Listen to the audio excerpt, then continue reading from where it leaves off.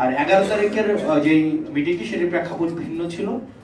সেখানে অপর প্রান্তে ঊর্ধ্বতন কর্তৃপক্ষ উপস্থিত ছিলেন এবং সেখানে আমার স্ট্যাটাসে আমি ডিসক্লোজ করেছি যে ঘটনা প্রবাহ আমি আমার স্ট্যাটাসেই হচ্ছে আমি ডিসক্লোজ করেছি যে ওখানে সবকিছুই হচ্ছে উপস্থাপন করা হয়েছে।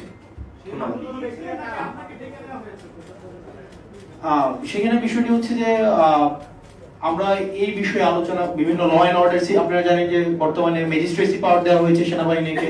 ল অ্যান্ড অর্ডার সিচুয়েশন নিয়ে আমাদের মধ্যে অনেক প্রশ্ন রয়েছে। তো এইসব বিষয়গুলো নিয়ে কথা বলার জন্য হচ্ছে আমাদেরকে আহ্বান জানানো হয়েছিল।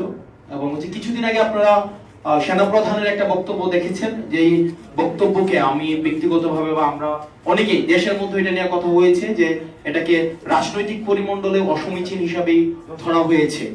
যে অন্তর্বর্তীকালীন সরকার প্রধানকে যেভাবে অ্যাড্রেস করা হয়েছে, যেভাবে অন্তর্বর্তী যে ইনক্লুসিভ যে নির্বাচনের দিকে নির্বাচনের ইঙ্গিত করা হয়েছে আওয়ামী লীগ সহ, তো সার্বিক বিষয়ে যখন আলোচনার কথা বলা হয়েছে তখন গিয়েছিলাম। তো এই বিষয়গুলো আলোচনা করা হয়েছে। আমার স্ট্যাটাসে সব বিষয় হচ্ছে একদম মানে স্ট্রেইট ফরওয়ার্ড সেখানে হচ্ছে স্পষ্ট করা হয়েছে। আর এখানে যেটা বলছেন যে আমি কি নিরাপত্তার ঝুঁকি অনুভব করছি কিনা, দেখেন 5ই আগস্টের পূর্বে আমরা জনগণকে, ছাত্র নাগরিককে সাথে নিয়ে হচ্ছে আমরা আন্দোলন করেছি।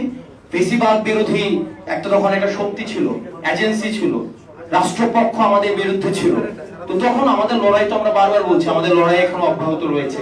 সুতরাং এই বিষয়গুলোকে আমরা যতক্ষণ পর্যন্ত ছাত্র নাগরিক এবং এই ফেসিবাদ বিরোধী ক্রিয়াশীল রাজনৈতিক দলগুলো আমরা ঐক্যবদ্ধ রয়েছি ততক্ষণ পর্যন্ত আমি কোনো নিরাপত্তার ঝুঁকি বা এইসব আমি বোধ করছি না। ধন্যবাদ।